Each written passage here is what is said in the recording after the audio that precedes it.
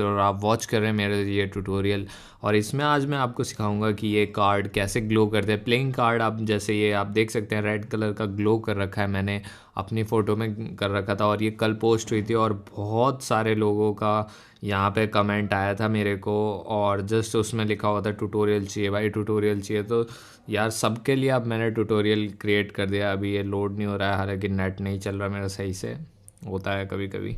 सो यहाँ पे ये वाली फ़ोटो का ट्यूटोरियल रहेगा। एंड थैंक यू गाइस, आपने बहुत सपोर्ट करा मेरी इस वाली रील को और इस पे 60,000 क्रॉस करा है। एंड हर्ष भाई ने बहुत सपोर्ट करा है, हर्ष वागले भाई ने भाई ने बहुत अच्छे से सपोर्ट कर रखा है मेरे को। और रात को माइंड ब्लोइंग बहुत ही अच्छा रिस्पॉन्स आया है।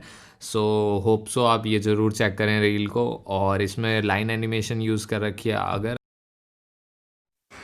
Subscribe and M Basha channel and press the bell icon to never miss the update.